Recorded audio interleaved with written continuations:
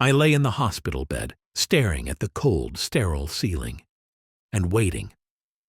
It had been 51 days since the accident, the horrific worksite collapse that shattered my body, and soon after, my life. My leg was crushed, 3 ribs broken, 1 lung punctured, but none of that compared to the real pain, the kind that doesn't show up on x-rays, the kind you feel when the woman you've loved for 8 years doesn't show up. Not once. One day I finally worked up the courage to call Barbara. Her voice on the other end was ice cold, crunching food echoing through the receiver as she said, "You're not worth the gas money, Everett.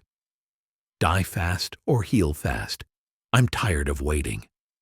And just when I thought I couldn't feel more broken, I heard Gage's voice, her son, the boy I'd raised since he was 8. "We don't miss you." That's when something inside me shattered completely. A month later, I checked myself out of the hospital against medical advice. My sister, Bernice, picked me up and took me to a small hotel, a place quiet enough that Barbara couldn't find me. That's when I started planning. A quiet, calculated revenge I called Operation Empty House. In the days that followed, I silently moved half of what remained in our savings to a private account, found a modest apartment, and hired a moving crew. I waited for Barbara's girls' trip to Nashville, a weekend she thought I'd never find out about.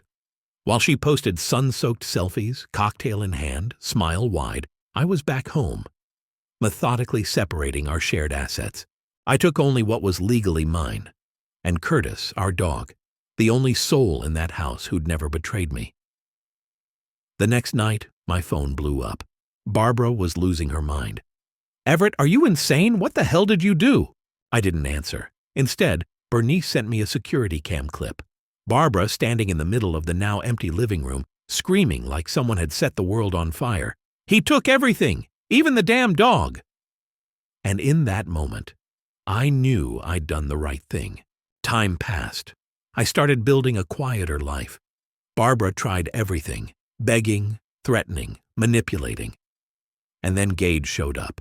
Not with anger, but with the truth. He told me Barbara had been cheating on me nearly a year before the accident, that she talked about my death, like a payout, a damn insurance policy. All that love I gave her, just a part of her plan.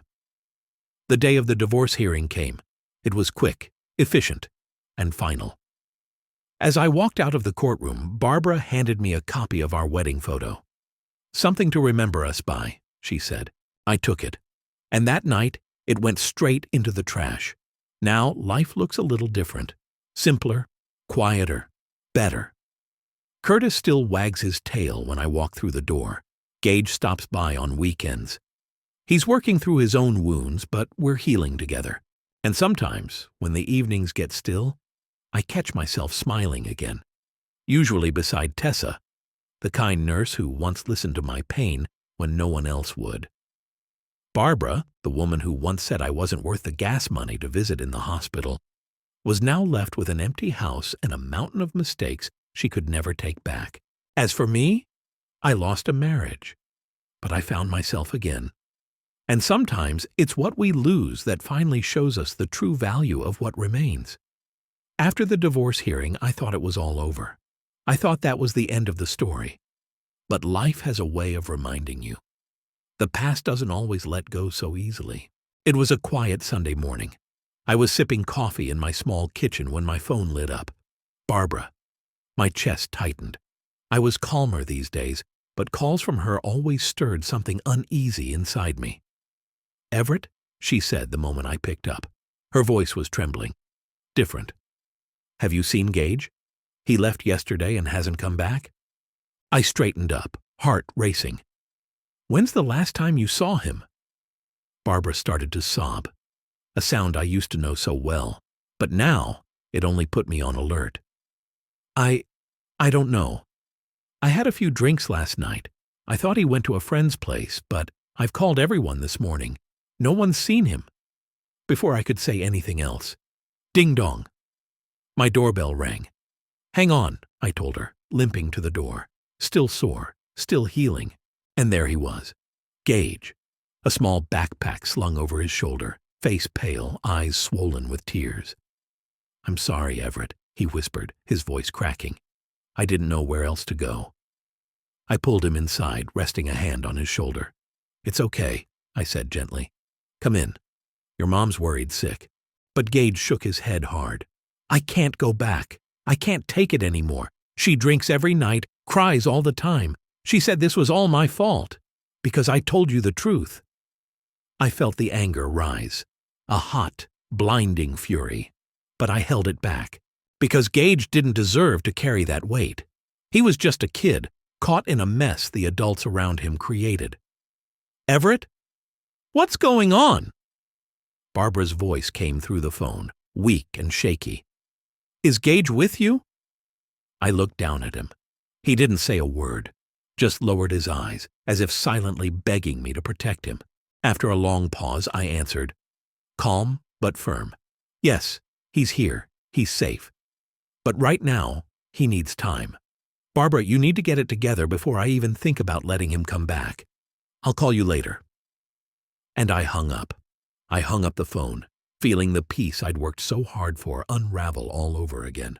But this was something I had to do, not for me, but for Gage. In the weeks that followed, Gage stayed with me. It was strange at first, but also meaningful. We talked. We took Curtis on evening walks, and slowly I realized he wasn't just my ex-wife's son anymore. He had become a part of my family. But peace never stays for long. One late afternoon, Gage came home from school, standing at the door, pale and shaken, a crumpled letter clutched in his hand. He handed it to me, voice trembling. "Silvio. He's back. He's staying with Mom. She says she wants me to come home." My chest tightened. I knew Silvio. I knew the kind of man he was. The kind who shows up to destroy a family, then disappears when things get hard. I wasn't about to let Gage go back into chaos. Not again. That night, for the first time in a long time, I called Barbara, not to argue, but to warn. "I won't let you and Silvio hurt Gage again. If you want to start over, you need to let Gage choose the life he wants to live." There was a long silence on the other end. Then she whispered words I never thought I'd hear. "You're right, Everett. I've already lost so much. I don't want to lose my son, too." To my surprise, she agreed. Gage could stay with me, at least until she got her life together. 1 month later, in our little apartment filled with warmth and second chances, we celebrated Gage's first A in math, a subject he used to struggle with constantly. Curtis lay curled up at our feet, eyes half closed, finally at peace, in a home that felt like his again. The doorbell rang just as I was drying dishes. I opened it to see Tessa, her warm smile lighting up the hallway. "Sorry I'm a little late," she said, holding out a small cake. I smiled, took it from her hands, and watched as she joined Gage on the couch, Curtis trotting over to greet her like an old friend. And in that moment, I realized something. Happiness doesn't always arrive wrapped in something big. Sometimes it's as simple as a quiet dinner, the laughter of someone who feels like home, or the quiet comfort of people you choose as your family. After all the pain, all the betrayal, all the loss, I finally saw it clearly. What I lost doesn't even come close to what I found. And maybe, just maybe, I finally found peace. My kind of peace. So if you're still listening, I want to leave you with this.